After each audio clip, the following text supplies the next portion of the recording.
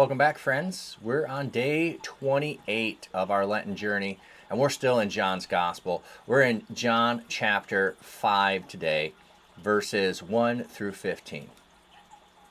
Sometime later, Jesus went up to Jerusalem for one of the Jewish festivals. Now, there is in Jerusalem near the sheep gate a pool, which in Aramaic is called Bethesda, and which is surrounded by 5 covered colonnades. Here, a great number of disabled people used to live: the blind, the lame, and the paralyzed. One who was there had been an invalid for 38 years. When Jesus saw him lying there and learned that he had been in this condition for a long time, he asked him, "Do you want to get well?" "Sir," the invalid replied, "I have no one to help me into the pool when the water is stirred. While I am trying to get in, someone else goes down ahead of me." And Jesus said to him, "Get up, pick up your mat and walk." At once the man was cured. He picked up his mat and walked. The day on which this took place was a Sabbath.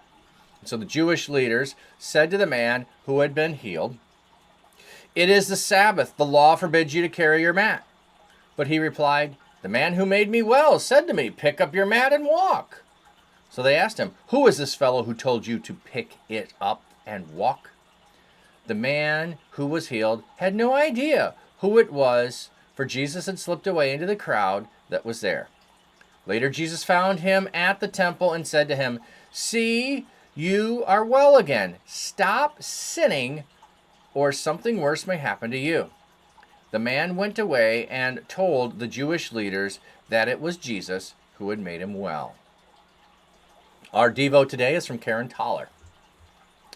Do you want to be made well?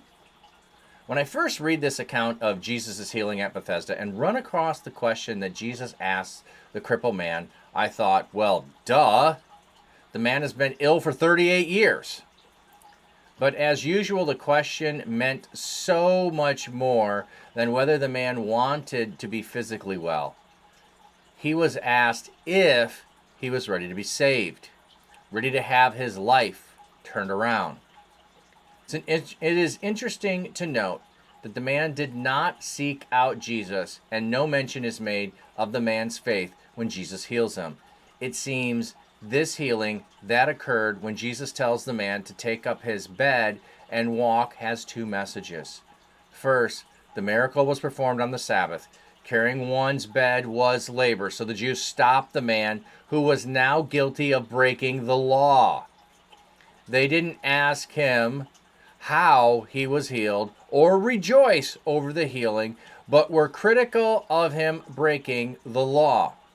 It seems to me that Jesus is pointing out that the interpretation of the law lacked compassion and love. Second, Jesus was far from finished with the man when he healed him. Instead, Jesus found him later and told him to go and sin no more, lest a worse thing come upon you. This seems like a threat, but it was a loving caution.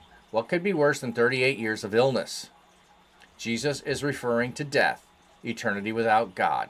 Romans 6:23 cautions the wages, which one earns of sin, is death. Maybe we are settled into our daily routine, comfortable with our days. Do we want to be made well and have our lives turned around? This is by all imaginations a really weird thing. And yes, the "do you want to be made well" is the question. But notice the reply. Notice his reply when he's asked, does he want to be made well? "I have no one to help me into the pool."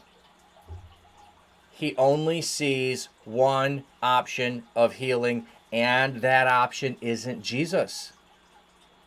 Look at the state the man's in. He's looking for the option of, this is the one thing that will change my life. I need this. I'm hoping for this. This has to happen. I'm wishing, I'm hoping, I'm praying. And if you don't know, the pool here is rumored to have an angel that stirred the water. So when the water was stirred, you went in. The first one in gets healed.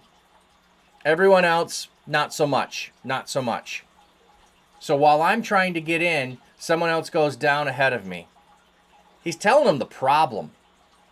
Jesus asks if you want to, and he says the problem. How many of you are like that? That your first answer when God asks you something or someone asks you something is to state the problem. Like, hey, do you want to go on vacation with me? Well, I have work. I don't know if I can get time off work. The kids have school. The kids have this. You don't have kids. I've got stuff at school. Maybe you're that age. I've got grandkids. I've got unemployment. I've got what? The answer should be yes or no. And then figure out if you can. Here he doesn't say yes or no. He states the problem. But even there, Jesus doesn't let that be a barrier. He heals him anyway. It's the kind of love God has. Our excuses are not a barrier for an encounter with God or an encounter with Jesus. So maybe we should stop making excuses and seek Jesus, because he's already seeking us.